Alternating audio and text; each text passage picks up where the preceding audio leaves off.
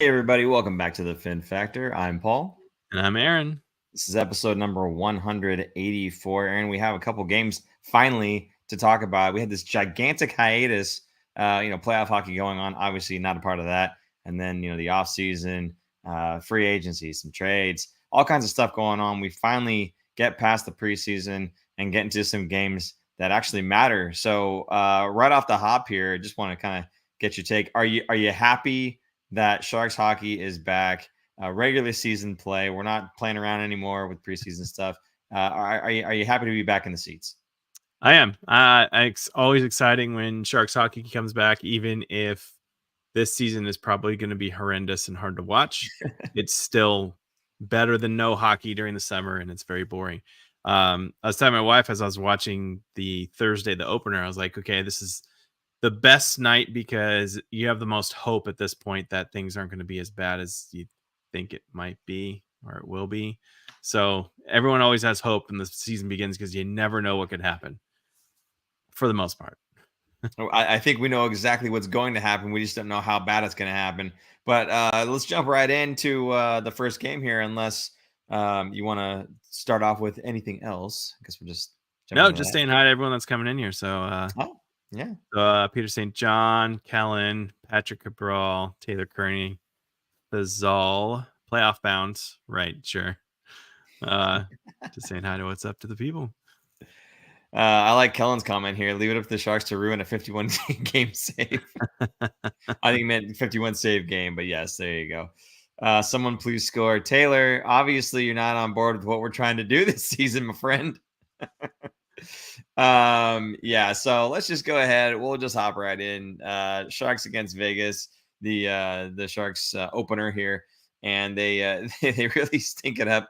4-1 loss. Now, actually, they did okay in the first period. It's the second period that you kind of take issue with right near the end there, and we'll get to that stuff. But why don't we kind of pull the standouts out of this game here? Philip Zadina comes and scores his first goal as a Shark, first goal of the season for the Sharks. I mean, what did you think? I think, you seem to think he would look dangerous all night. I wasn't too sure about him, to be honest with you. I felt like he looked almost a little bit better even in the next game here, but he gets rewarded on that first game. Absolutely. I thought almost every shift that he was on the ice, he was exciting to watch.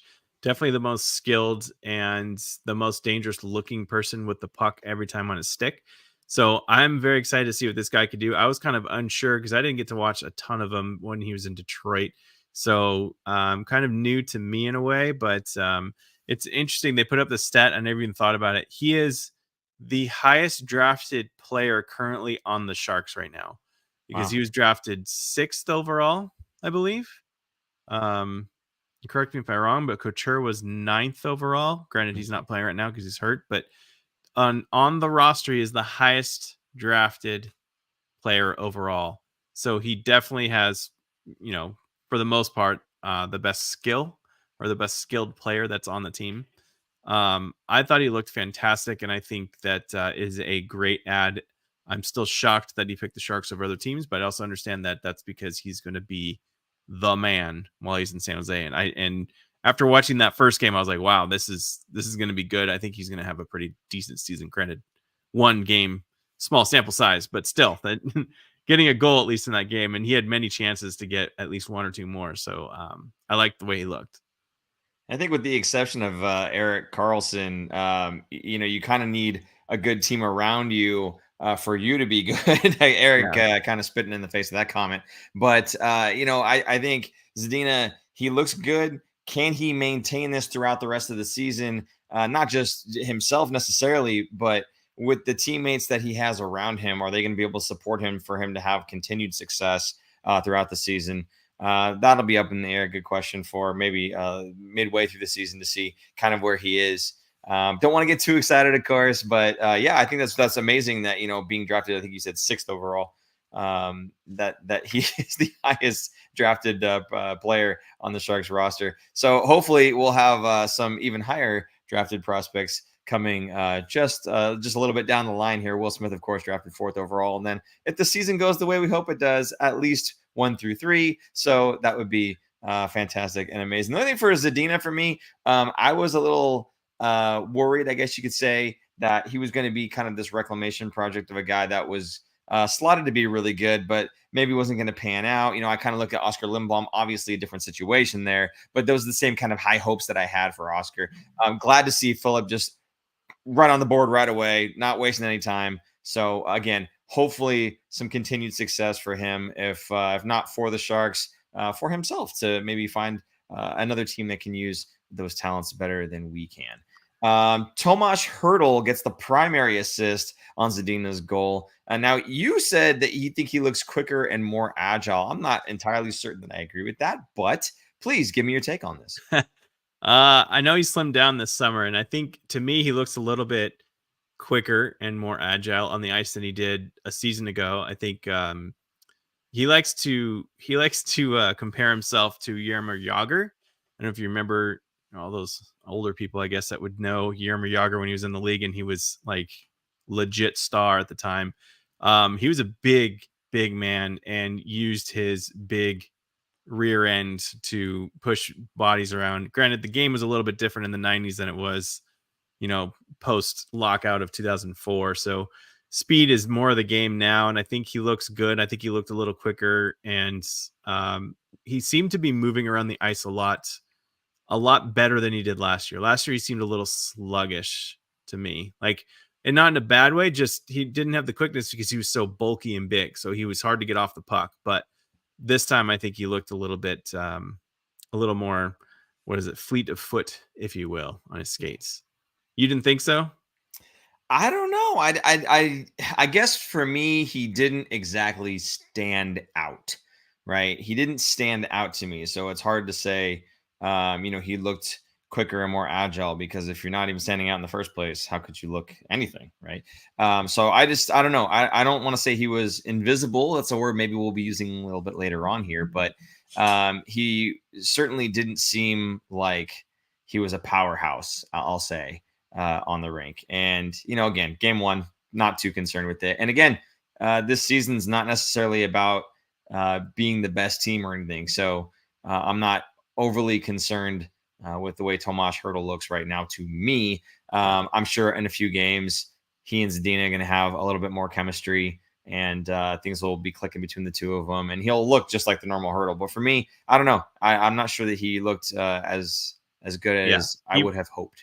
He's not as dominant as he used to be, I don't think. And Hertl needs to be dominant. He needs to be the guy pretty much in San Jose, at least as the center position.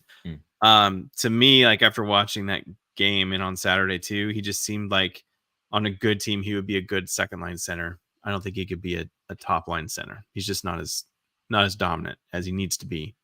He can't take over a game. So hopefully he gets into some better shape there, into game shape, I mean, and gets his ball rolling. But yeah, to me, Hertl's going to top out at 60 points again this season, and we need more than that to go anywhere. Or we don't. We don't need more than that. Sorry, I want to roll back just a little bit, 6-7 minutes or so. Super producer Jason, Ben and Gunsry saying, can we skip right to the draft prospect?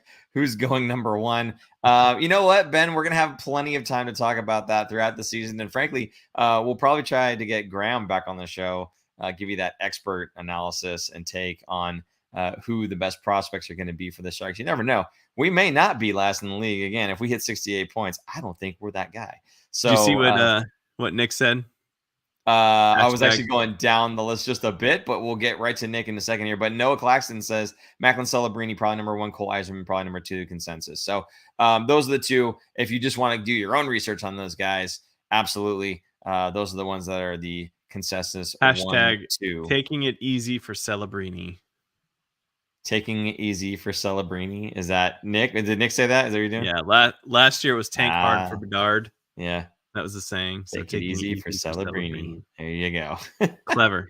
He's clever. And someone here calling me out, Patrick Cabral, says, I think Paul wasn't wearing his 73 sweater for that game. Lies, Patrick Cabral. I was actually wearing the 73, the Noah Gregor jersey for that game, and that's what happens. That's what happens when you wear the jersey. You lose 4-1. So obviously Noah Gregor doing a little bit better in Toronto in the first game than he did in, I don't know, game 50 of last season for the Sharks, whatever it was. Again, good for him. I love that he's finding a new home and some new teammates. And I think it's a great start, the first of 9. And I'm happy for the guy. So there you go. Let's see. Aaron, I think we talked about the goal. We talked about the primary assists. And of course, there is a secondary assist. And we've called this guy out a couple times. We wanted to have a nice slide. And the super producer Jason spent some time getting this slide together. And he hasn't shown us yet. So much like the Erik Karlsson slide of old, we're going to be seeing this for the first time right now. So with the first point for him this season, and it was a secondary assist, Grand Admiral Thrun.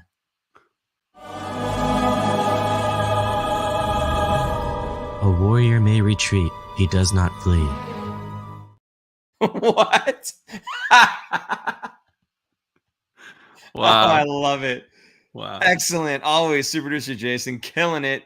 Doing a great job. Thank you so much for that. I love it. Oh my God. The blue face, the red eyes. Perfect. Again, if you're listening on the podcast, you guys are really got to pop in now and then, or at least check the replay on YouTube, because we might put that on. A whole lot of work. So we might hit that up on our social medias for other people. We'll throw it up. That's pretty good. Oh my God. But hey, for me, Thrun, I don't know. He looks promising. I'm not going to say he looks amazing. I'm not going to say he's the next Erik Karlsson or anything like that. But no. If we're just talking about being an everyday NHLer, he looks good offensively and defensively. I think he makes some mistakes here and there. Guys, it's game 1, right? So let's, back off a little bit here. I know there's a lot of comments that are probably gonna be thrown around about the guy, and the next game he gets scratched. We'll talk about that. But I think he's got a good head on him. He's clearly got his head up, scanning, aiming for good passes and whatnot. So I like what I saw out of him. I'm looking forward to his growth with the organization, hopefully. And I don't know, Aaron, what did you think about the Grand Admiral here? Definitely promising. Part of it, though, is the Sharks just don't really have anyone else. Granted, he was scratched the next game, but think about where he was 6 months ago, 5 months ago. He was buried in Anaheim, who's also equally not as good of a team. And they just have a lot more depth at the defenseman position. So he went from being buried and stuck in the AHL, or not even in the AHL, he was still in college, to being almost an everyday starter. We'll see if he can crack the lineup more often than not this season for the Sharks. But incredible journey for him, and such a great decision, I think, for him to leave Anaheim and come here. But I thought he looked okay, but again, rookie defensemen take a long time to get into the NHL as regular starters without, minimizing the amount of mistakes. I think for defensemen, your mistakes are a lot more glaring than if you were a forward. So it takes a little bit longer because when your mistakes happen, it usually ends up in the back of the net and people remember. So it's a little bit more of an unforgiving position, which is why it takes so long. I do think he will be up with the Sharks more often than he would not be, either scratched or sent back down. But I also wouldn't be surprised if he does get sent down for maybe an assignment or something, because I believe, is he eligible for, he is waivers exempt, so he could get sent down. There you go. So Noah Claxton says Thrun has medium top 4 potential. Noah, is that your professional opinion, or is that from NHL 24? Either way, I'm curious, and I would love to know. But you know what has high elite potential is super producer Jason's closing of this segment. Fire away. I don't think he was ready. A warrior may retreat, he does not flee. All right. Well, I think he's going to say some more stuff, maybe. I don't know, some other time. In any case, so I was happy with him. So moving on from him, do you want to actually take this one question here? Grandizer 12. Paul, Aaron, and Jason, is there a new Sharks player acquired, either draft, trade, or free agency this year, that you feel the strong urge to buy their jersey, and why? I mean, you might as well wait for Will Smith. Yeah. I'd say Zadina would be a good one, but he's only on a 1-year contract, and I don't think he would want to stick around, but I think there's going to be a lot of interest from other teams that will want him. So I would like for the Sharks to sign him because he's so young. He's 23 years old. And imagine adding him into the lineup going in like even just another year or 2 years when we're going to have, I think Will Smith will be in the lineup or at least fighting for a spot in training camp next year. The Sharks are going to be a heck of a lot better in one, definitely in 2 years when a lot of these other prospects are starting to hit their stride. So he would be right in the middle of that. And in 2 years' time, he's still only 25 years old. Those guys are topping out at 28 kind of when they get to their peak. So he's still up on the up and up. So especially if he's still on that trajectory and it isn't kind of a flame out, burnout kind of prospect, in prospect, I mean, he still is only 23 years old. It's kind of older for a prospect, but I still think he's got a lot left to give. But anyway, back to the jersey. I mean, for me, it would be who's going to be a standout player on the Sharks for a long time. It's probably going to be Will Smith. What about you, Paul? I think I'm going to wait to see how we do this season, see if I get a Celebrini or Yzerman jersey. That's the other thing. Yeah. I think this season is not a good season to buy a jersey. We just stunk. No, actually, this season's a great season to buy a jersey because they'll all be on discount. Or you get a retro jersey of a player that's retired. Yeah, there you go. That's probably better. Yeah. Okay. Capo Kakinen starts in this game. Aaron, obviously they put up 4 on Capo here. But again, it was really the second period, not even the whole second, but just the end of the second period where things kind of fell apart just a little bit there. I don't know. Tell me what you thought about Capo, and I don't. What do you think? Is this guy a starter in this league? I'm still not sure. Right now, I would say at best he's a 1B situation. I don't think he's going to be a starter. He's still on the younger side. Goalies take a lot longer. I liked what I saw from him. I think of those 4 goals, 2 he would want back. The other 2, I don't think he really had much of a chance on.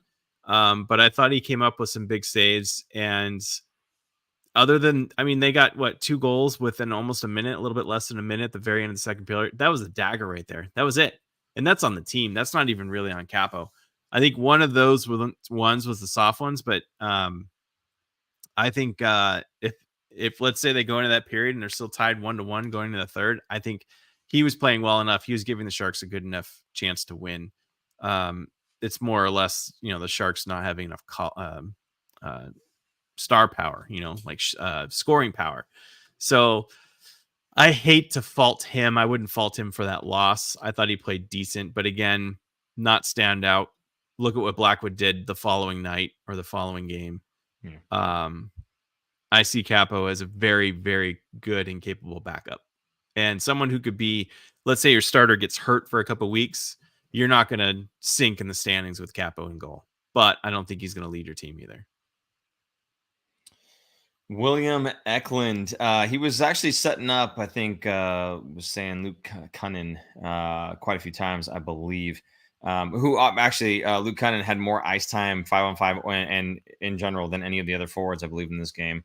But yeah, so William Eklund, you liked his passing. You liked the way he's got his head up and he's making elite passes to his teammates and trying to make everybody around him better. What does that say about this guy coming in? He's so young still, but his vision is so great and he's able to elevate the players around him even at such a young age.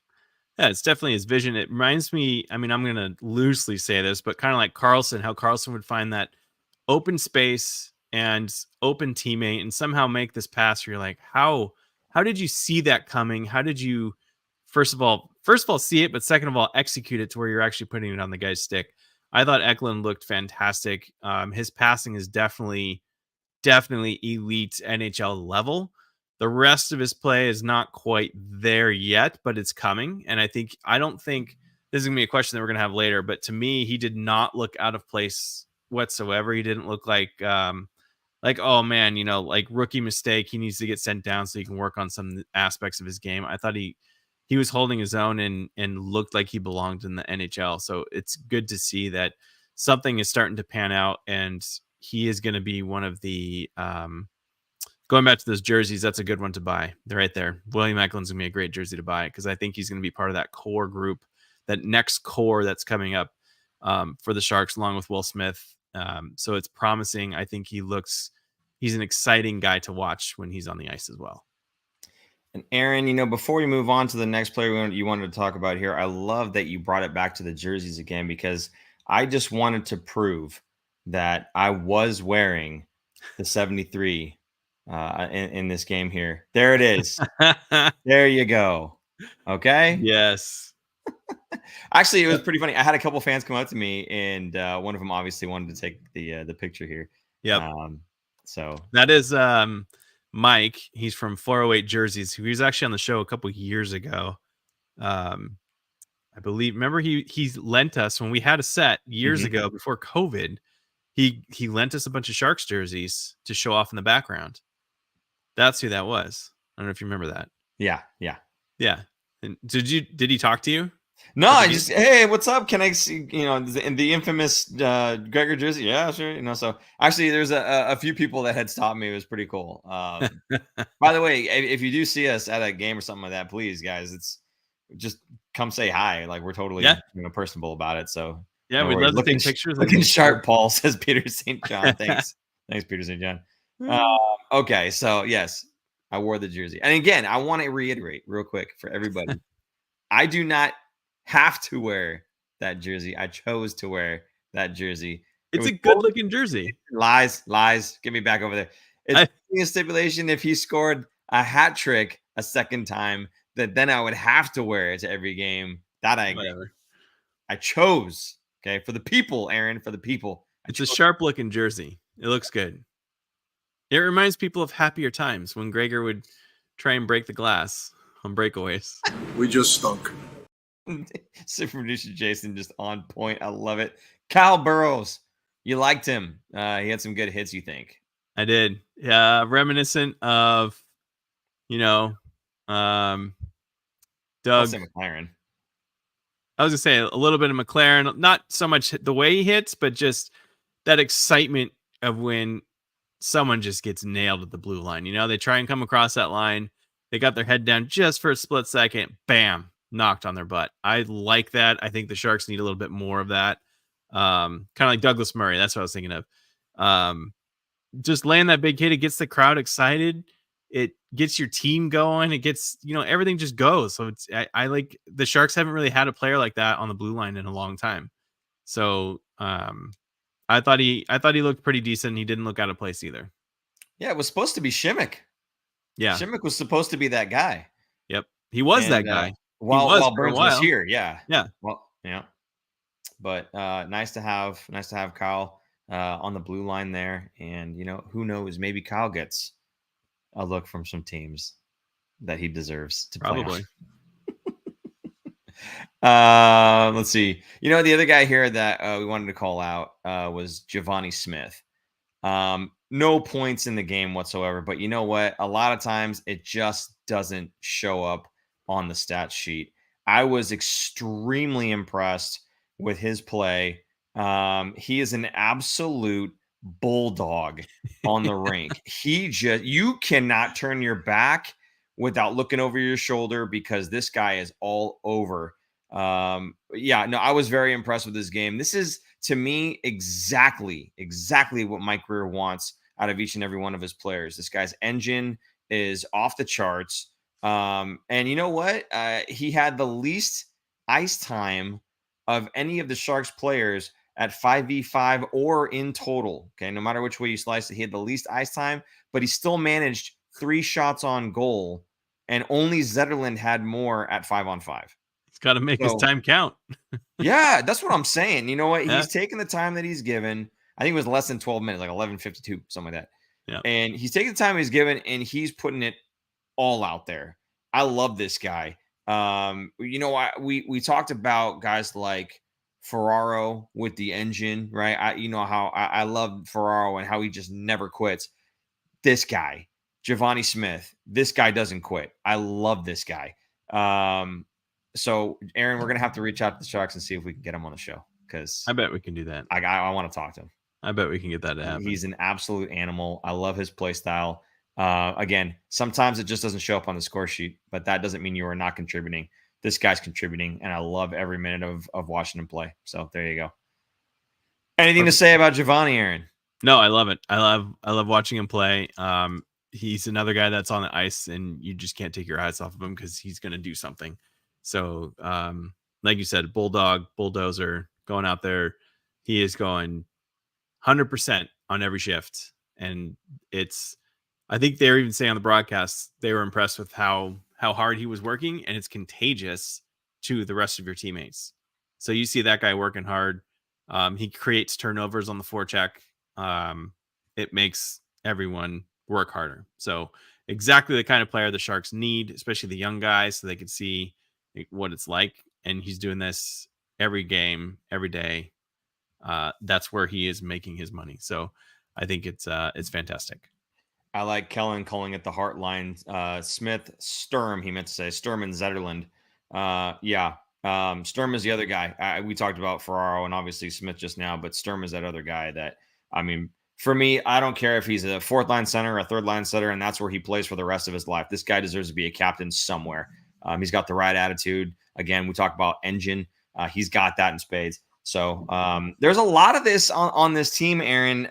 Maybe not the highest skill level, but they're going to go out and give you everything they got every single game. So this is just another reason why, even in a season where we're not going to be a very good team, and that's okay, it's still good hockey to come and watch. Even if they're not putting the puck in the net, you're going to get these performances like, the next game that we're about to talk about from the goaltending every once in a while. You're going to get these guys on the ice that are just working their tails off, pounding people into the boards wherever they can, chasing them down. I saw Smith just run somebody down in the defensive zone, and the defender made the mistake. Like I said, you can't turn your back. Turned his back on him, and when he looked to the left, he was right there. He looked to the right, he was right there again. Picked the puck, and he had a shot.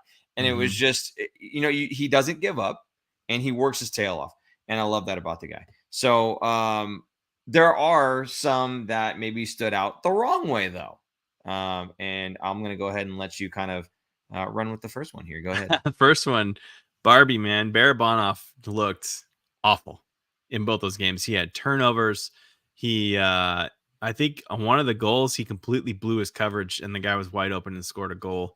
So he seemed out of it. I don't know if he's hurt or if something else is going on, but he did not look good to me, almost to the point where I thought he should have been scratched for the Colorado game.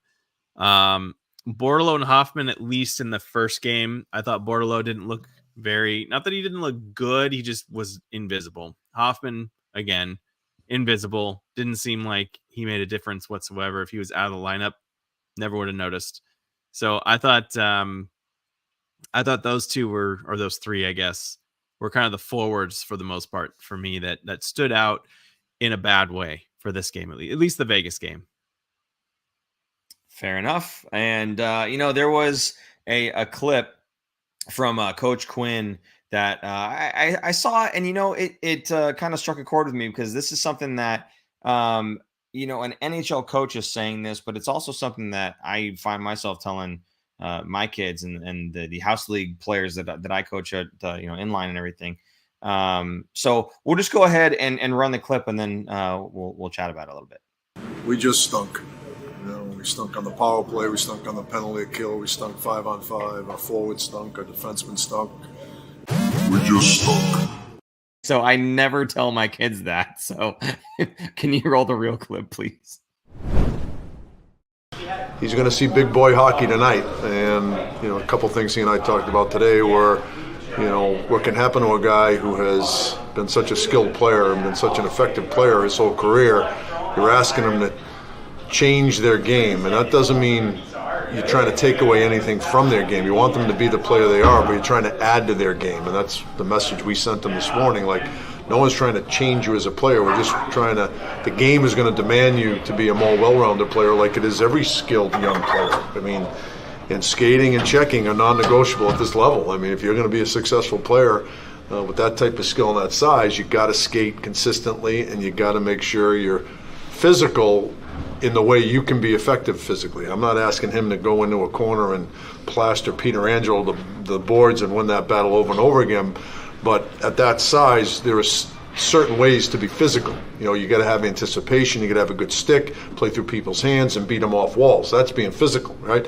Whereas if you're 6'4", 220, you're physical in a different manner, right? So, and that's a couple things we talked about this morning. So the thing I love about that is that, you know, again, it goes back to, you know, Bordeleau being this player that is used to being the skill guy, the scoring touch and all this other stuff, right? But when you play in the NHL, you're not the top skill player. You need to round your game out and find other ways to contribute. And if that's not necessarily putting the puck in the net at every opportunity, then you have to find other things that you can do. And again, being physical, as he said, in the way that you can be effective. Bordeleau's not a huge guy. Coach Quinn knows this, right? So it's not about being physical in the sense of body checking everything that moves. It's, you know, he talked about, I think, skating through the hands. This is some, again, I talk to with my kids and the kids that I coach, is you try to separate them from the puck, not by hitting them, because in our leagues, that's obviously illegal, but you also don't just swipe at the stick. You skate through the hands and you separate them from puck and from their body from the puck, essentially, right? So that in and of itself is just being physical in the best way that you can be effectively physical. So I think that, you know, Quinn gets a bad rap sometimes for not playing the young players and everything. I think he just has these expectations of young players that you're not going to come in here and be the next Connor McDavid if your name is Thomas Bordeleau, right? You're going to have to round out your game to be effective because your offense isn't enough.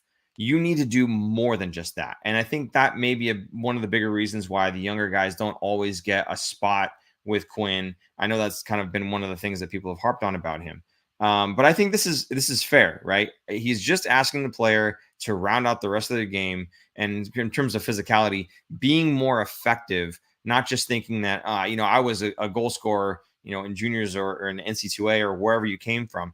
And that's what I'm going to be when I get to the NHL. No, when you get here, you do whatever it takes for your team to be successful. And if you have just blazing offense like a McDavid, like a McKinnon, like Crosby or whoever else, if that's what you bring to the table and the defense kind of falls off a little bit, okay, fine. But when you're a young player and you're not superstar status, these are the types of things that you need to do. You need to round your game out. So I just thought it was interesting hearing that from Coach Quinn, because there's a couple things in there, like almost word for word, that I'm telling some of the other players and my kids too. So it was just kind of validating being able to hear that from, you know, that it's even a problem at the highest level of hockey. And it's something that if you learn at a very young age, you'll have kind of that step ahead on the rest of the competition. Aaron, is there anything else you wanted to add about that clip or about Bordeleau in general? Yeah, it's funny. I took it the other way from Quinn, kind of defending Bordeleau there than anything else. I think from the media saying, you know, he's going to have his growing pains because he has to learn that he's not going to be this scoring guy and it's going to take time, and he's working with them on it. I think, to me, Quinn is very open to the players and talks to them and to, you know, what they expect. And, you know, one of our notes coming up here is that LeBanc was scratched. He said he had a good conversation with LeBanc earlier that day. So, and that we don't have a clip of it, but he mentioned that, and that he knows what he needs to do and what he needs to work at. And LeBanc was injured.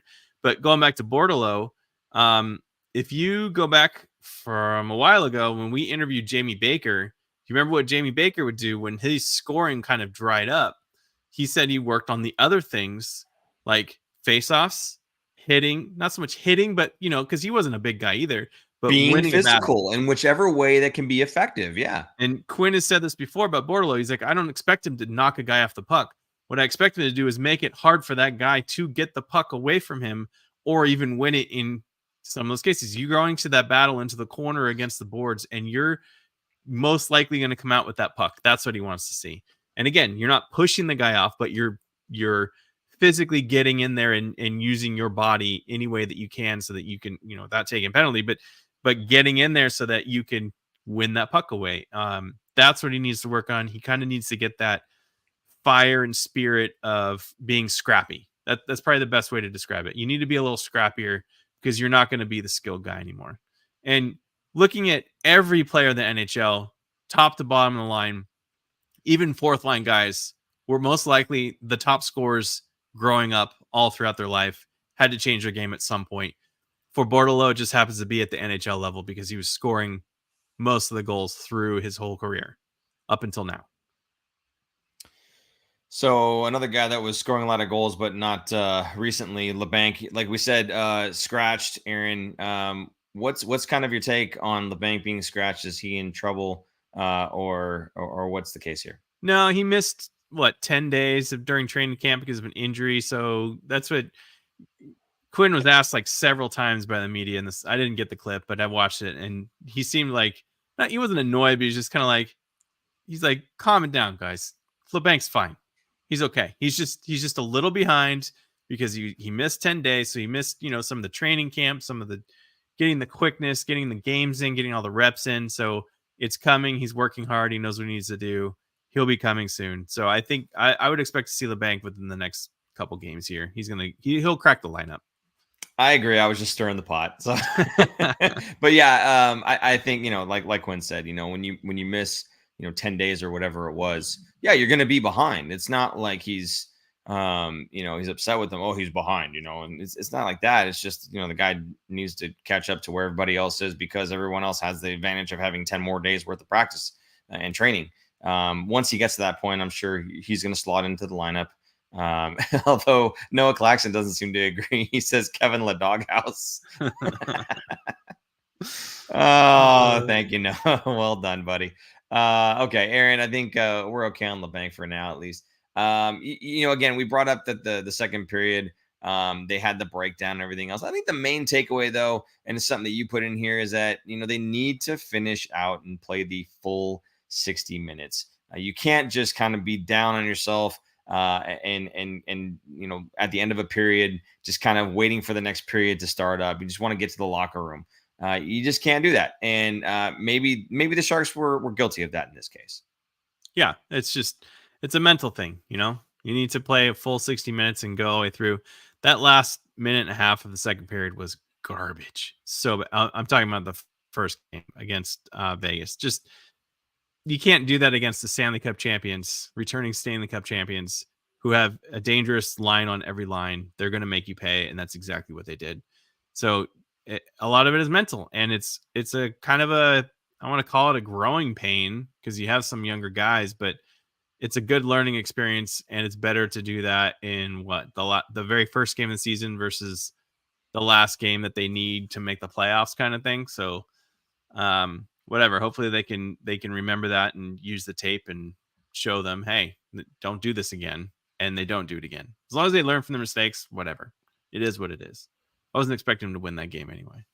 Kellen's saying that he wasn't able to do the incline skate machine y'all hit up in that Fin Factor training montage. I'm assuming he's talking about the extra hour facility spotlight episode that we did. If you have not seen that, what are you doing with your life? Go see that after the show is over with, because it is fantastic. I don't care that we produced it and we're biased. It is fantastic. Just enjoyed the heck out of that one. So yeah, I would definitely go and give that one a look. But no, actually, Kevin LeBanc, I think it was the best on the treadmill. There you go, Super Producer Jason putting in the chat. Thank you so much for that. He was actually, I think, the best one on the treadmill in terms of speed at the highest elevation possible on the treadmill machine. So Kevin LeBanc, a heck of a skater. Just kind of maybe the rest of it, not quite putting it together just yet. But again, he's a little bit behind. Last season was last season. Let's give him the benefit of the doubt, and let's see how he does when he finally slots into the lineup here. He put his work in at that facility, because if you remember when he first hit the league, his skating was not great, and he improved it dramatically. I think in one summer, he came back from that summer, and it was his not so much his speed, but his quickness, getting on loose pucks. I think that's what ultimately changed and helped him become a more of an everyday player. And that was back when the Sharks were a playoff team. So they still had a lot of their studs on their team. But yeah, he made some significant improvements from his skating, from that treadmill, exactly that treadmill, changing his stride and mechanics and everything.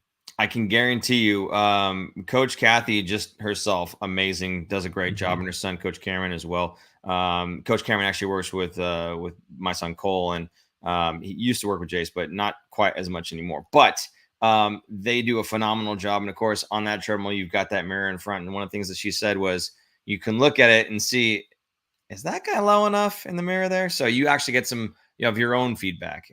Really awesome stuff.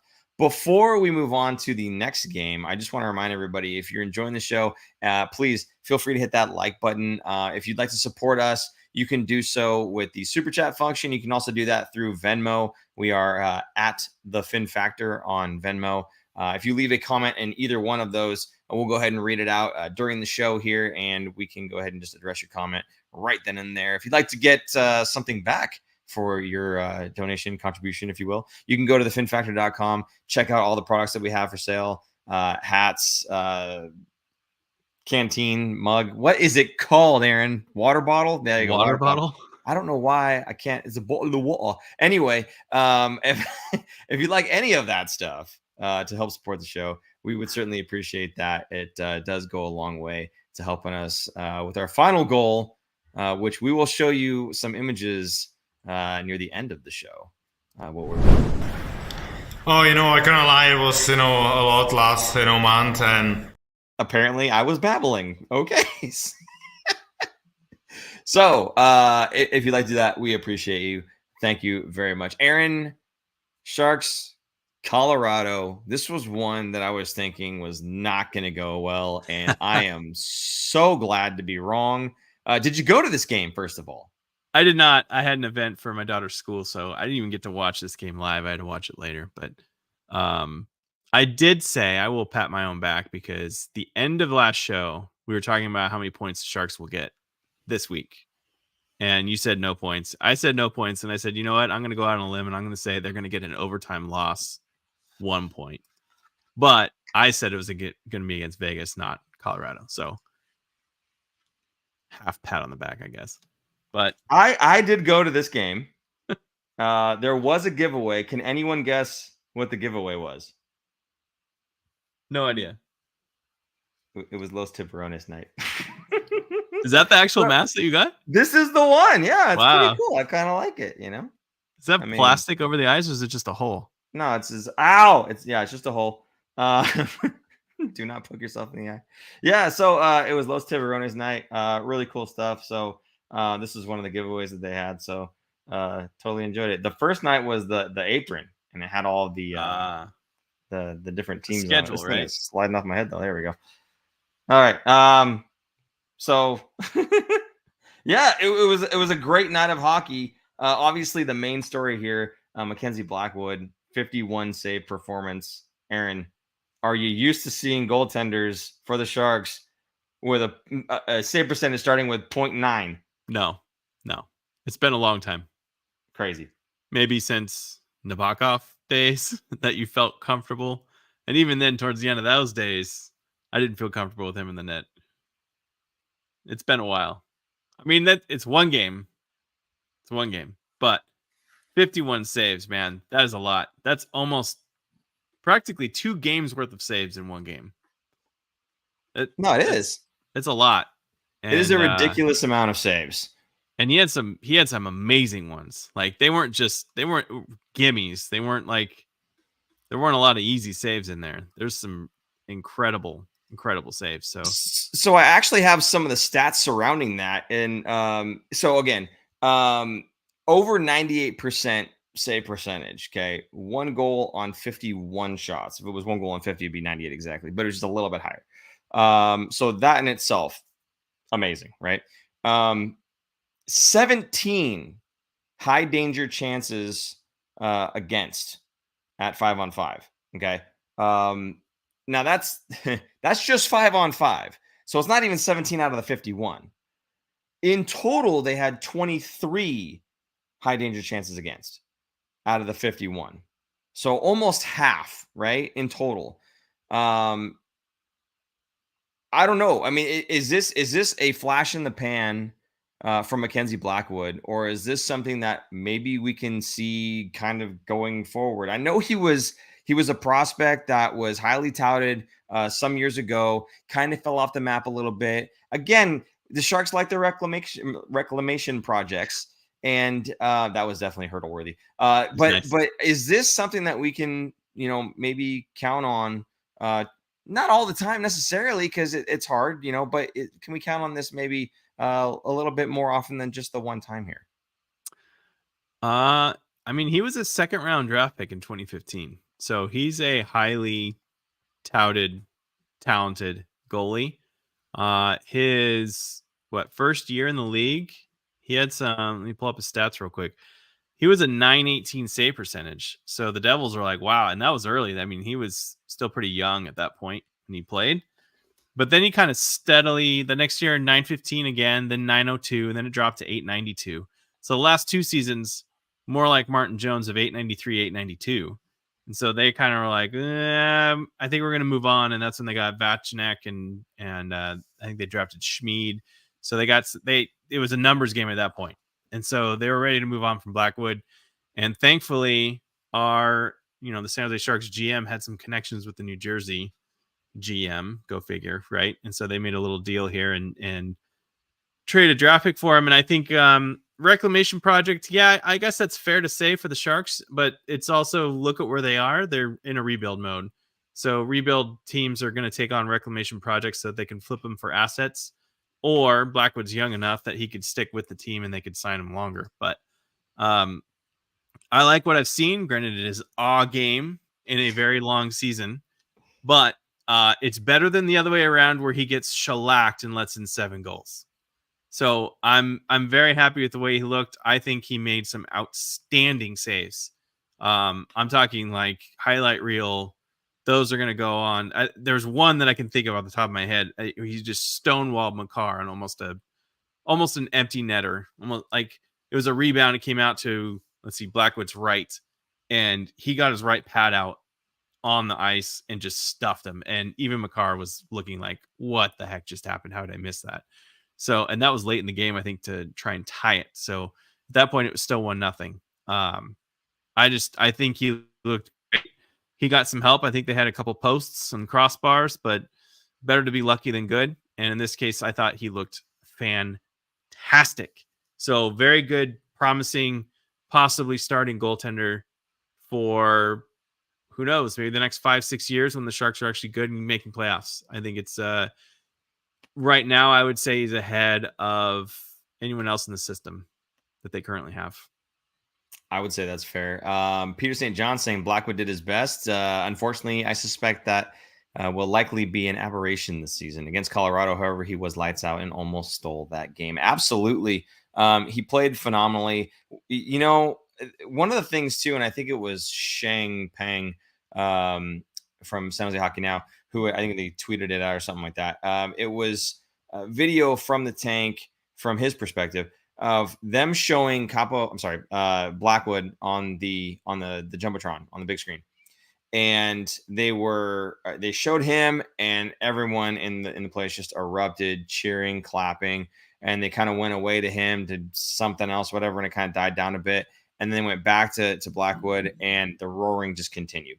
And for a goaltender wearing teal lately, that's been kind of a rare thing. So the fans obviously showing that they appreciate the effort from Mackenzie Blackwood that night. It's just good to see. It's just good to see the tank, loud and clapping and happy. Even if we lost that game, that's fine. But everybody was into the game, So it was good to be in that sort of environment, that atmosphere again. Kind of reminds you what the tank can be. So hopefully we get there sooner than later, but I suspect it'll still be a while, and that's okay. Like I said, this is still very watchable hockey. Again, if you're having a hard time watching a 50 save performance from a goaltender, I don't know what to tell you. So I was very happy with Mackenzie Blackwood. We talked a little bit about Bordeleau earlier in the first game, the things that Coach Kuhn was telling him, you got to do these other little things as well. Being physical where you can, those types of things. In this game, he comes out and he scores his first NHL goal. And he got down here that Mike Hoffman with the secondary assist, his first point as a Shark. So that's a nice little earmark there. But what did you think about Bordeleau in this game? Seems like, again, getting on the board, hopefully the first of many. gain a little bit of confidence and go from there. Yeah, I think he looked better. This goal was a Pavelski goal, so he's standing in front of the net in the dirty area, got his stick up and tipped it down, and got it by who was it? Georgiev. So I thought great hand-eye coordination. He's not a big guy, so reminiscent of Pavelski, where he's not really blocking the goalie per se, but he's getting his stick and getting that tipping goal. So I thought it was great. Hoffman I thought Hoffman did a good job actually in this, where he fought on the boards and won the puck, passed it back to Benning, who's the one that took the shot. I think it was Benning, wasn't it? Your boy. And then Bordeleau with the tip. You're laughing at that. 2 sticks. Gave my kids 2 sticks. He's 2 amazing. sticks. Yeah, it was Benning. I was right. I remember seeing that when I watched it. I was like, "Oh, that's Paul's boy. He's gonna be happy about that one." Yeah. Anyway, hey, but you know what though? What did you just say? You just said Mike Hoffman, right? What did he do? What was the first thing you said about Mike Hoffman? What did he do? Doing exactly what we were just talking about with what Quinn was talking about, fighting for that puck along the boards, winning the puck battle, pushing it back to the point. Benning gets the shot off. First of all, moves to get open and get a shot in a shooting lane, and then Bordeleau tipped it in. So it was great, a great like hardworking goal where it was the forechecking goal. So I think the puck got dumped in, and they fought, got it back, got to the point, got the tip in. I think we're going to see a lot more of that. That's kind of goals that we're going to be seeing most of the season by the Sharks is hard work, get the puck to the point, get it back to the net with rebounds, tip-ins, however else. So I think I thought they executed it well, and it was a good bounce-back game for them, if you will. Again, second game of the season, but they turned things around within one game. So it was good to see that they got rewarded for it. That one game, however, took a toll there. Marco Vlasic leaving the game with an injury after the first period. Sharks only had 5 defense, for the the majority of the game here. You've got some times for each of the different defensemen here in terms of time on ice, if you want to run through these. Just against Colorado too. That's just brutal. So leading the ice time for defensemen, Ferraro with 26:45, Ruda with 25:10, Benning with 21:46, Burrows 20:01, and Knizhov just missing the 20-minute mark at 19:40. So almost all 5 of those defensemen were playing some heavy minutes. And if you go back to the other game, first of all, who was it that came in? Knizhov came in. Thank you for. Oh man, it's getting late for Thrun. So looking at the ice time in the other game, the only one over 20 minutes was Ferraro. Nobody was even over 20, and Ferraro was at 20:42. So it was pretty evenly spread out among the 6 defensemen, which again is probably what we're going to see. We're not going to see a workhorse like Carlson getting close to 30 minutes a night anymore, because the Sharks just don't have a guy that can do that, or that should do that, I should say.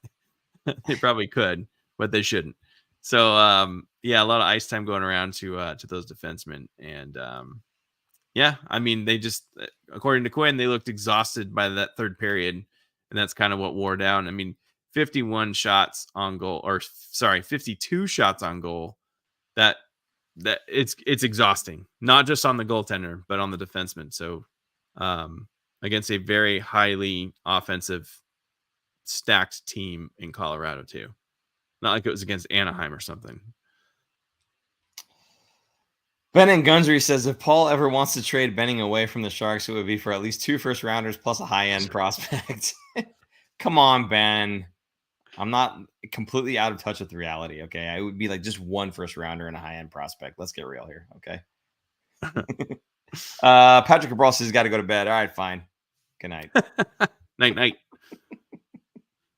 Okay, so we're done talking about the defenseman there. So let's, we're going to do a roll call here. And actually, we've got, there you go. Okay, so it says, where are you watching from? And do you think Eklund or Bordeleau looked out of place at all? I don't know. Do you think that they looked out of place? I mean, maybe Bordeleau in the first game, not so much out of place, just non-existent. but not like Barabanov that looked out of place, where he was making mistakes and shouldn't have been playing, kind of thing. But I think Eklund, no. I think Eklund looks like he's, as Mike Greer likes to do with his prospects, or what he wants to do with the prospects, he calls it overcooking them. So keeping them in the minors, making sure that they are just dominant and ready, and basically useless in the minors because they need the next challenge. That's what he did with Bordeleau and Eklund, especially Eklund, man. He got sent back down the last 2 seasons, where he probably could have played, I think, last year more than the year before. But again, now he doesn't look out of place. Now he kind of protected him in a way. He also got to slide his contract twice, so that helps with the Sharks financially going into the next decade or so. So yeah, I don't think they looked out of place. What about you? What do you think? Yeah, I think Eklund looks great. Again, he does a good job of finding other players, protecting the puck fairly well, especially on the wall. He's kind of one of those cutback type players where he's protecting it fairly well. But is he ready for the NHL? Maybe, but not at the level that I think he's capable of just yet. I think he's obviously got a little ways to grow still, and he's going to be far more effective once he's got maybe some better players surrounding him as well. Not that he's just so good and everybody around him stinks and that's why he's not dominating right now. That's not the case. I think he's just got plenty of room to grow still. But I like his game so far. Bordeleau, on the other hand, yeah, I can understand how he is one of those guys that would be kind of on the bubble, going up to the NHL, going down to the AHL, kind of back and forth. Not really sure where he really belongs. Do we keep cooking the guy? Do we bring him in? Are we asking too much of him to be physical against these guys that are 6'4", 220? Those types of things. For me though, I think Bordeleau is where he needs to be to progress. I don't think he's going to get much more out of playing at the AHL level. Not that he was absolutely dominating there, but I think he's seen enough of it, and I think once he gets to being a little bit more regular in the NHL, I think his game is going to take off, especially as the years kind of tick by and we're getting some of our prospects in the system, guys that he's going to get to know a lot better. Again, playing with Eklund, even in the 3-on-3 that they had, I think it was the second line, they threw Eklund and Bordeleau out together with Jan Ruta, right? So you're two kind of questionable offensive talents that were playing together in the AHL alongside pretty steady defensive presence. You probably could not have picked a better defensive end to put out 3-on-3 with those two. But regardless, yes, and he was an AHL All-Star, as Philip Nguyen points out as well. So yeah, I mean, could he absolutely light up the AHL and be an absolute dominating force? Sure, but I don't know. I think he's where he needs to be for his growth. So I think in terms of them looking out of place, maybe a little, but I think this is where they need to be, and I think they'll do just fine this season and for the seasons to come. So we shall see. It says, you said here, go in line with Greer's thinking of overcooking prospects. I think you kind of already touched on that though, right? So here's a good question from Kellen. What do you think about that 5-forward power play one? I do not like that at all. I don't like it. I didn't mind it with Granlund there because I feel like Granlund at the point, at least he's a defensive-minded forward, so it wasn't as bad. But now that he's out and on IR, it's even worse. I think it's bad. Not a fan. Anthony Sanchez, 5-4 power play should only be deployed during a 5-on-3. Agreed, because you're not going to get a shorthanded chance coming back the other way. I think teams seeing that 5 forward, they're aggressive. They're aggressive on the penalty kill. They're looking to score. And I thought Colorado had many chances on the Sharks power play to score. Oh, and Vegas. Both teams, actually. I think if you give a guy like, I don't know if McKinnon or Ranson necessarily do much penalty killing, but against a mediocre 5-forward power play, I'm probably throwing one of my top dogs offensively out there on the PK. Because if they only have to skate through some forwards, there's nobody with a defensive presence that they really have to go through. Don't forget, by the way, on a power play, they end. So you might get stuck out there with 5 forwards when the guy comes out of the box. not very likely, but if you're in the middle of generating some offense and the guy comes out of the box, are you really going to jump out of the zone to get a It's their defenseman power out play there? one, though. I don't know. Their power play one is always going to get that first minute. The second minute is going to be the power play two. Yes and no. There are times when those guys have already been out there for a minute. They're exhausted. They're not going to throw them back out there. Power play two would be jumping out first. Now, what I will say is I would much rather have them not scratch Grand Admiral Thrun and have him quarterback in the power play. I like his vision. I think he does a great job. I know it's power play two, but I think he does a great job on the power play from the point, finding guys, making those passes. I like what he brings. Again, not an Erik Karlsson presence. Nobody can be except for him. But nobody, you don't have to be effective, right? He's got his eyes up. He's making good passes. That's what you want from a young guy coming into the league for the first time here. Well, man, not the first time, but for a first full season, we'll say.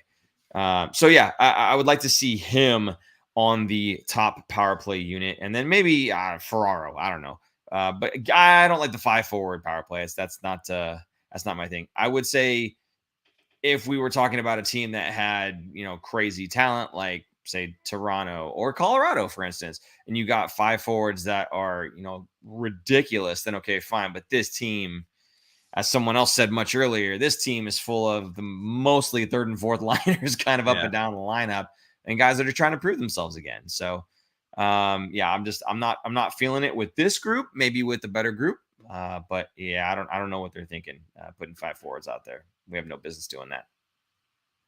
Yeah, I agree. That's my take. So there you go. Aaron, injuries already this season. You got 4 of them that you wrote down over here. You want to go through them? Sure. Logan Couture still on IR. And now Michael Granlund also on IR. That's 2 of the Sharks centers that are on IR, which is not good. The Sharks do not have any depth this season. They can't afford to lose a lot of guys. Radim Šimek and Jacob McDonald still on IR. That was from the postseason, from the preseason. So that carried over, and they're still on there. To me, I think they haven't announced what that is. It's just a lower body injury to both Couture and Granlund. I think it's some kind of soft tissue injury, kind of like a groin injury. Might not be groin, might be something else, but they both got it. Or I should say Couture got it from training, not from playing. So to me, that was most likely a groin injury. And then they don't have a timeline for it. So it's not like he broke a bone and it's going to take 6 weeks. It's let's see how it feels. Do you remember when Karlsson tore his groin, had surgery on it, wasn't sure when he'd be back, kind of came back too early and then had to wait longer? That's kind of the same issue here. Now, granted, they didn't have surgery, so it's not that serious, but groin injuries are awful. I've had one in college. It is awful because you really don't know. And then once you're back and you don't feel it anymore, you're still thinking about it and it's in the back of your head all the time, and you might tweak it and it might happen again. And then you're out again. It's so frustrating. Any kind of soft tissue injury like that is frustrating. So it sucks, and there's not really a timeline for either of them. And that was another thing that Quinn had said in his pregame, because I think he was asked specifically about Couture, and he said it's frustrating because there's no timeline. Like it's mentally one thing if it's 6 weeks and you can work hard and you're back in 6 weeks and the doctor clears you, whereas this is just see how it is. Just see how it is. Is Granlund our new Havlat? I hope not. I don't think Granlund is as skilled as Havlat was. But I would take a half-injured Havlat over a half-injured Granlund. But yeah, I hope not. So we're done with the IR stuff, but I want to go back and read Kellen Foster here. It says, so who comes off the power play 1 for Thrun? Barabanov, Hurdle, Eklund, Hoffman, Duclair. Don't forget, Couture still needs to come back. Granlund at some point, hopefully, needs to come back. So even out of all of these guys, could be not just 1 coming off 4th run. It could be 2 coming off for Couture coming in, maybe even 3 for Granlund coming in. So I don't know. There's a whole lot that's in flux right now. There's a lot of guys that, 1 was a scratch, 2 of them are injured. Any of these guys could be playing for power play 1 because, again, we don't really have a lot of elite talent. So it's not just Thrawn. There's a lot of moving parts there. But I do like Philip Nguyen. Obviously knows me fairly well here. Benning, our best bet for power play quarterback. Definitely looks like he took a step with EK65 gone. I think, Philip, I think you're being genuine with that comment, and I don't even necessarily disagree with you. But if you're just trying to be funny, that's pretty good too. So there you go. We're already past an hour here, so I'm gonna try to go through some of this stuff quickly. But the next thing we want to talk about real quick was the NHL ending Pride Nights. Now, it's not just Pride Nights, though. It's military appreciation. It's other stuff too, right? Everything. And they're not saying they're not ending Pride Nights. They're just ending the player participation part of it, of any night, not just Pride Night. So, like, for one, it's they would always wear warm-up jerseys or a different jersey for warm-up, not for the game, just warm up before the game, and then they would auction those off, and it would go to the charity, each team's charity. Well, last year was the first time, I think, in the NHL where there was a handful of players that refused to participate during the Pride events. So they didn't want to wear the warm-up jersey. So I don't even think they warmed up. I think they just stayed in the locker room. And then that became a huge talking point and a big deal. And so the NHL's way of dealing with it is we'll just get rid of all of it. So I think it was a cowardly decision by the NHL. The other thing is the tape that goes on the sticks. Yeah.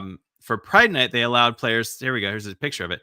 They allowed players to use the rainbow tape. Now, in the rule book, it's only black and white tape, but for Pride Night, they made the exception to use rainbow tape. They banned this along with getting rid of the jerseys, the warm-up jerseys. So the Pride community and everybody that LBGTQIA plus. Oh, thank you. Boom. Obviously that's a big hit for them because that was I think it was a great way to show pride, a very simple way, an easy way, and I think it looks cool on the ice because it stands out. So they're no longer allowed to do that. Now there's a couple of statements here. Duclair had his thoughts on it, and that's on San Jose Hockey Now. I'll plug that a little bit. That's a good read to go check out.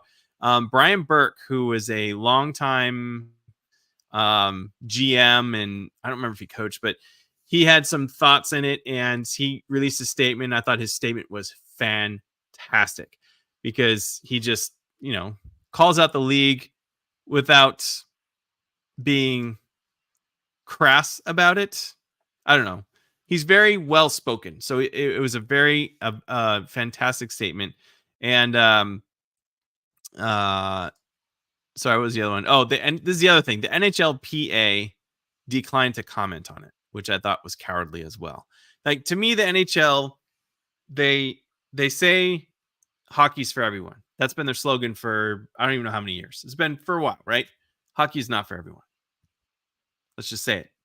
The NHL is saying hockey's not for everyone because it's not just for Pride either. It's all these other ones. They're just getting rid of it. They took the coward's way out and just said, we're just not going to do anything. That's just terrible. Instead of standing up for something and putting down all the bigots, this is what they do instead.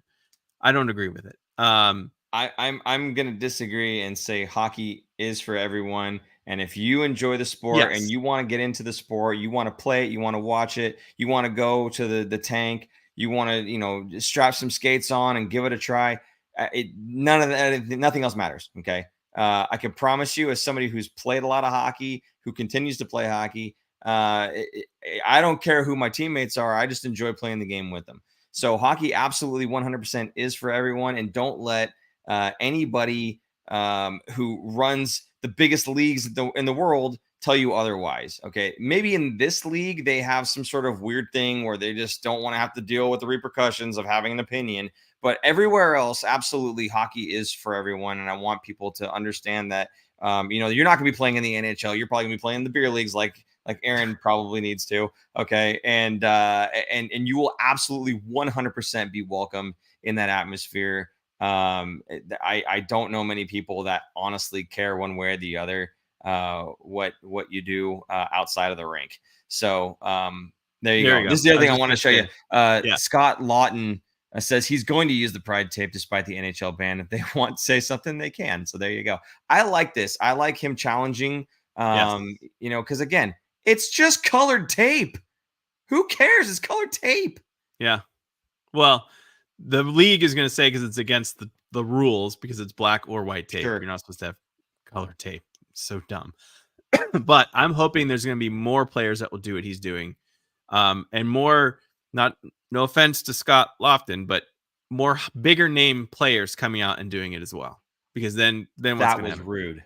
I know. Sorry. That was rude. He's in the NHL. That's fantastic. You know what I'm saying? Like, imagine if McDavid did this, or Connor Bedard was like, I'm going to put color tape on my stick, like that would be a statement. That would be huge.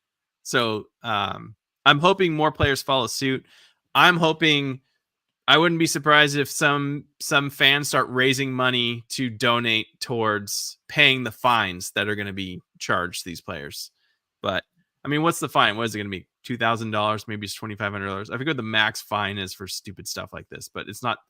Yeah. Not that it's not a lot of money, because I mean, $2,500 is a lot of money to some people, but to the players, it's not that much. So not for somebody making multi-million dollars per year. $1,000 isn't that big of a deal. So if I were the captain, they really want to make a statement, right? You can either donate that $1,000 to a good charity, or you can just pay the fine for the same amount and raise awareness. What I would do as the captain let's say I was the captain of the Sharks, I would tell the team, if anyone wants to do it, I will cover the charge. I will do it, but I also cover the charge of anyone else that wants to do it, especially when you have these younger guys that are really not making that much money. So it wouldn't be so much of a hit, and it'd be more of a, I don't know, team camaraderie thing and stuff like that. You know what I mean? We've also, I guess we got a comment here about Los Tiburones night. Did you have something specific about this? Do you want to say? So Los Tiburones happened on Saturday. It's kind of an example, I think, of what these nights are going to look like. Yeah, opposed to what they used to look like. So you saw the themed stuff around. You saw they gave out the lucha dancing.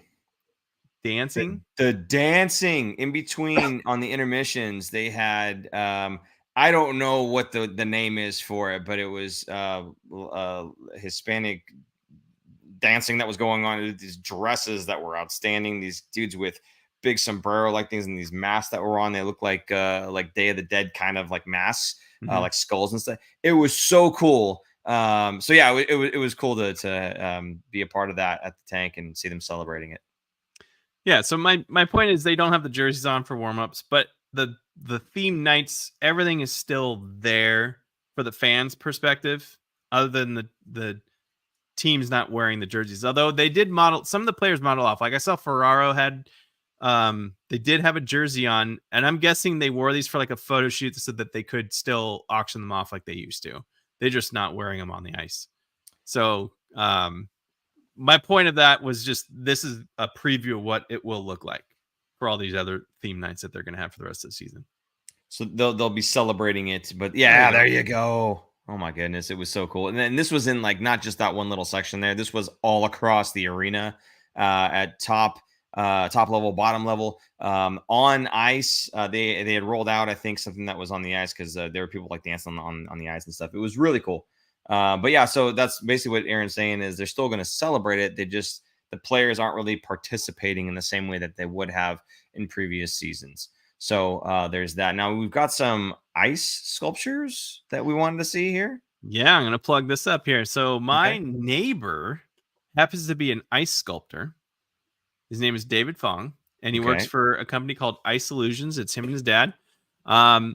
He created these 3 ice sculptures for the Los Tiburones night. Whoa. So did you see these when you were at the game? Did you happen to notice? So I did. I saw the one on the far right, and actually the one on the left, because I had club seats, and I was able to go into the club area. Hey, baller. I saw that. Well, come on now. I was a game time app, plugging it. Anyway, so yeah, I saw the one on the left when I went downstairs, and I saw the one on the right when I was walking in, and I looked up from the outside and I saw the backside of it. I didn't actually go up and check the one on the right, but yeah, the one on the left I just walked right past. That was pretty cool. I don't remember the one in the middle. That one's probably the one I would like to see the most. It's got looks like, I bet that's BMW Club. It's probably Lounge. BMW. Is that shrimp just overflowing? It is shrimp. It's shrimp inside the L sculpture that flows out as you pull out your shrimp. Yeah, I mean, no offense to the other artists, but I like shrimp. Yeah. So David works for Ice Illusions. Give him a follow on Instagram. I believe it is Ice Illusions at the top there. So really cool stuff. He's done a lot of stuff. A couple years ago, when the first year of lockdown, so 2020, he did an ice sculpture for our street.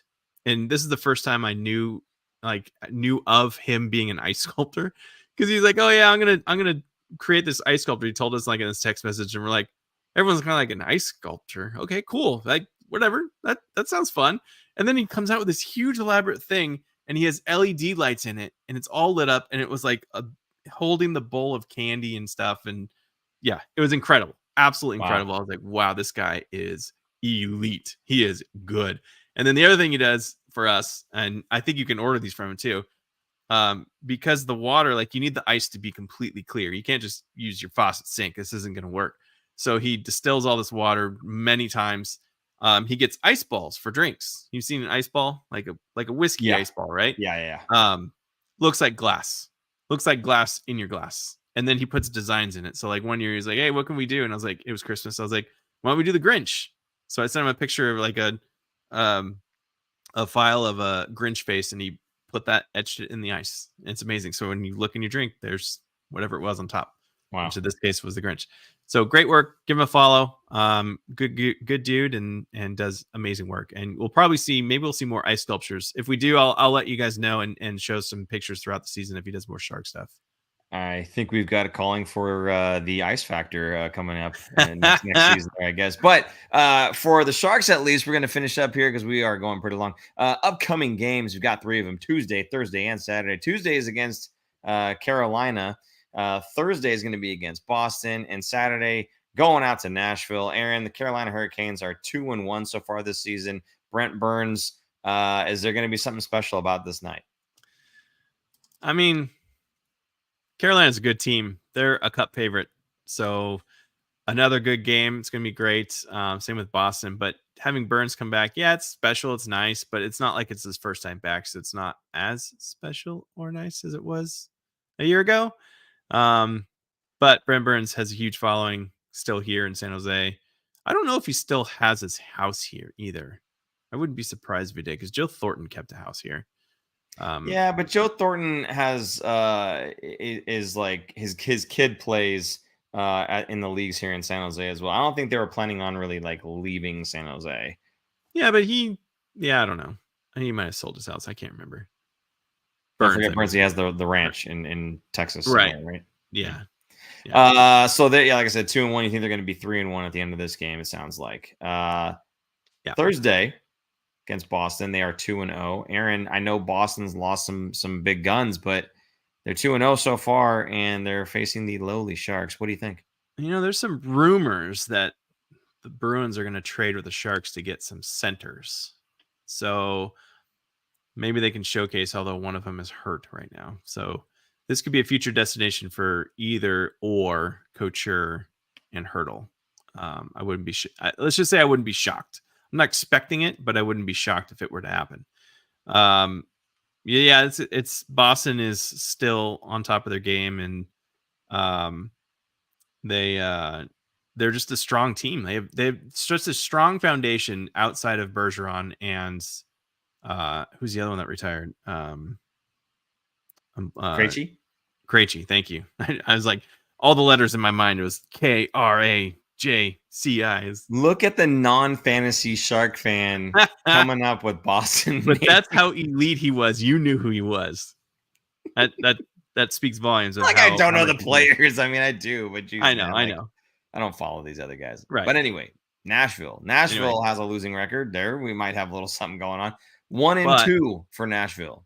It's also on the road. First road game for the Sharks. So they're going to be traveling into Nashville. Very true. Nashville's a tough barn to play in too. Mm-hmm. Yeah. So we'll see. I could see a win coming out of this week, though. I think the Sharks will get their first win this week. Very good. Obviously, the obvious answer is Nashville, but I'm going to go on a limb and say they're going to beat Boston. Ooh. Okay. Hand Boston the first loss. I'll say, I'll really go on a limb. I'll say they'll get 4 points this week. How are we supposed to be the worst team in the league with 68 points if we're trying to beat the best teams in the league right off the hop? A broken clock is right twice a day. It happens. It's the NHL, man. It happens. I guess so. Again. Okay, so you know what? Last week you said we were going to get 1 point. We did get 1 point. Are you feeling like Nostradamus? I'm going to say 4 out of 6. We're going to get 4 out of 6. 4 out of 6. Yep. I mean, I hope you're wrong. I hope you're wrong. It's so early. I don't think it's going to matter. Oh, man. All right. Well, one other thing we wanted to say before we go through kind of our set update stuff is Super Producer Jason is a wily one. He happened to notice there's a couple special guests that are inside of the chat. Live Space founders Spencer and Todd are actually in the chat watching the show. So hello, Spencer and Todd. Thank you guys for dropping in. We appreciate you guys being here. We will be streaming on their platform each week, and we're going to be promoting it on our socials as well. So for that, it would be live.space /watch/The Fin Factor. So you can find us on Live Space as well each week as we do these shows. So there you go. I think Super Producer Jason's about to drop that into the comment section here because he's highlighting that. In any case, again, pretty cool. Thanks. Live Space founders are in here. Spencer, Todd, thank you so much for popping in here, checking out our stream. Do appreciate it. And yes, there you go. Super Producer Jason just dropped it in the chat there. So feel free to take a look at that. And hope you're Sharks fans or you will be Sharks fans. It's a great time to join. Because they're joining at the bottom. There's only one way to go up. Yeah, you know, Spencer and Todd, if you guys are Golden Knights fans, there's the door on the way out is over there. No, I'm just messing with you guys. Let's see. Ben and Gundry says the Sharks right now is a digital clock with no batteries in it. Well played, Ben. Well played. Aaron, we do have the set update. This is the last thing here for you guys. I know we've been talking about it for feels like years now, which I think we actually have been. But it's finally coming together. As I said last time, the screws have been put to wood. Things are being built, and hopefully much sooner than later, we'll be putting this thing together so we can do more of the live show instead of going over the air here instead. So yes, or in person, I guess we could say. So Aaron, why don't you go ahead, kick this off, let everybody know everything you want to know about the upcoming set design. Sure. Well, you could see those textured white panels there. It's kind of actually where we got the design for our virtual background. We bought these panels years ago because we thought it were really cool, and it'll be cool to have some lighting up on them. So the redwood, it's actual redwood from a fence from my parents' house. They got a new fence, and so we reclaimed all this wood, planed it, cut it, and put it together. And then there's a concrete kind of portion there on one side. That's kind of to tie in the SAP Center architecture. And everything's going to be kind of helping with the sound insulation stuff. There's a little shelf there. It's plastic. You can see it. That's going to be holding a lot of our memorabilia, like the bobbleheads. We're going to put in some LED lighting effects all around it. It's really going to pop. And hopefully we're going to have this coming up in I don't know, maybe the end of the month. We'll see. We'll see. I'm hoping by November that we're in studio again, which is only 3 more shows. So yeah, it's coming soon, and it's a lot of work. And big props to T.O. to the double D Sholl, my father. He's putting a lot of work in on this. The poor guy's retired, and yet he's not retired because he's got a lot of projects that he's doing around for all. Did you just say T.O. to the double D? I did. That's his name. I think we got to end on that note right there. My goodness. There's no coming back from that, is there? I don't know. Hey guys, I guess. Yeah, there you go. Hey guys, I know it's been a bit of a long one here, but man, we appreciate each and every one of your comments in the comment section there. Thank you guys for being a part of this. We really enjoy doing the show. It's fun for Aaron and I to kind of talk back and forth, but it's much more fun when we've got you guys kind of spitballing back and forth with us. So thanks for that. Yeah, Peter St. John, looking forward to it. Yeah, absolutely. We can't wait to get the set going here and just finally get back to meeting up. I think we started doing this for COVID, and then we just never stopped. So hopefully we'll break out of this sooner than later. Again, want to say a big shout out and hello and thank you for popping in to Live Space Founders, Spencer and Todd. Spencer and Todd, sometimes I can't talk right. So just deal with it, I guess. Yeah. So again, we really do appreciate you guys. Again, if you'd like to support the show, again, Superfed chat function. There's the Venmo at the Fin Factor. You can go to thefinfactor.com, get any of the merchandise that we have there. That helps support the show as well. So if you're looking to do that, that would be awesome. And of course, as Super Producer Jason has reminded me, like, subscribe, ring the bell. Again, it's great to subscribe to this show because we don't go on like but once a week. So we're not going to hit you with a bunch of junk. Okay. So absolutely good idea to do that. And don't forget to hit that notification bell so that you know when we're going live. Get in the comment section and be a part of the show. So there you go. Aaron, anything else that you want to add here? No, follow us on socials, and we got more Blue Sky codes if you are interested. So hit us up in the email at thefinfactor@gmail.com. Very good. For Super Producer Jason, I'm Paul. And I'm Aaron. We will see you guys next week. Bye-bye. Thanks for tuning in. If you like this episode, check out our other content, especially interviews. You can interact with us directly through social media at The Fin Factor and on Instagram at Fin Factor. And don't forget to join our live streams on YouTube. Visit our website at thefinfactor.com, where you'll find all of our episodes as videos or podcasts. You'll also find our exclusive merchandise to help support our show.